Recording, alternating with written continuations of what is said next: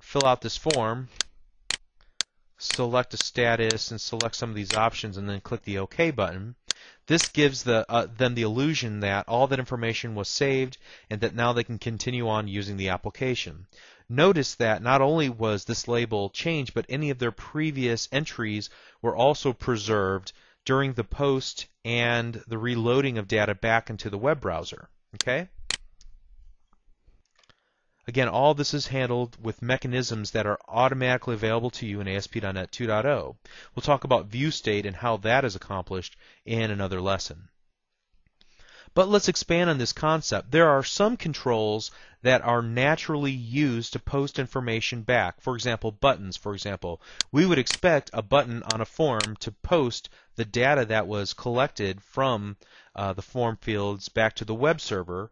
And so the web server can either save them in a database or can process them in some way. Okay?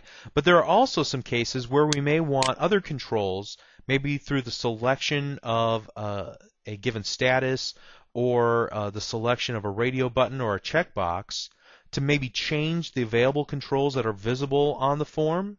Maybe there is some type of database lookup based on the selection of a status, or in another case, maybe based on the selection of a country, you might change whether states or provinces are available within a given, the next drop-down that's available on that form. Whatever the case might be, you need a higher degree of interactivity. So let's talk about how to do that right now. Just like you can write code behind the click event of a button, you can also write code behind the selected index changed event of a drop-down combo box, just like you can in a Windows Forms application. So what we can do here is status label dot text equals you selected, and then add in whatever the status dropdown dot text property is. And then now let's run our application to see if that's all we need to do. So ideally what would happen is I would type in some values here and then select in progress, and then we would see something pop open in our little label, our status label, that was off to the right hand side of our status drop down box. However, that didn't happen in this case. The reason is because we have to let the ASP.NET Runtime Engine know, as it's originally composing the page, that it needs to add in some special JavaScript to our web page in order to make this happen. So in order to enact that, what we'll do is select our drop-down combo box, and then go to our properties, and then find the auto postback property within the behavior section of our properties window for this control, and turn that to true. And now by doing so, immediately whenever a new selection is made, the entire web page will be posted back to the web server. The message that this postback was triggered as a result of a selection within our status dropdown will trigger the event handler for the status dropdown select index change. I'll execute the code, recompile the page, send it back out to the user's client. So let's run the application now and type in something here, and then select in progress. And notice whenever we did that, there was that little flicker, and then also now we see our little status label, you selected in progress.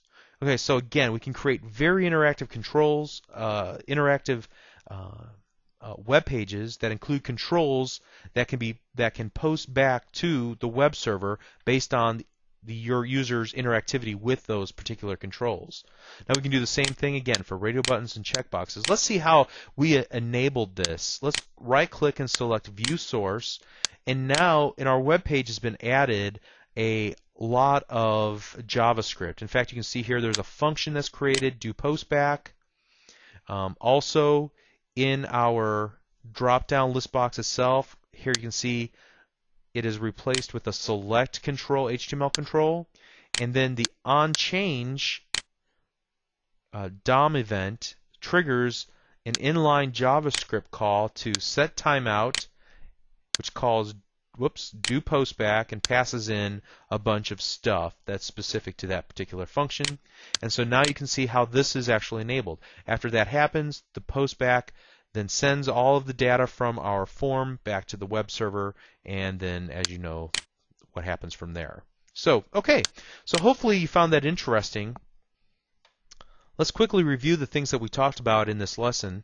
We talked about the main area, the tabs in the main area, how to position windows, the purpose of the Solution Explorer, the toolbox, how to navigate through the toolbox and find the controls we're looking for.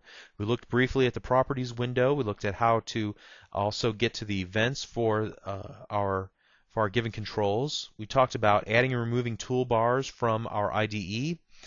We looked at enabling absolute position, using layers, positioning our graphical elements using either tables or absolute positioning.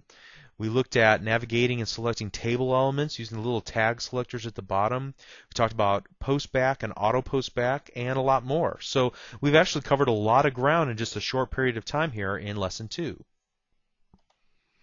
And in the next lesson, we're going to expand on some of the things we introduced here, namely talking about events and postback, and we're going to even write some more C# code. So hopefully we'll have an interesting lesson number 3 as well. So if you enjoyed this video, please visit www.learnvisualstudio.net to download and watch over 400 videos just like this one, aimed at all skill levels on many different topics related to C#, Visual Basic, ASP.NET, and more. Thank you.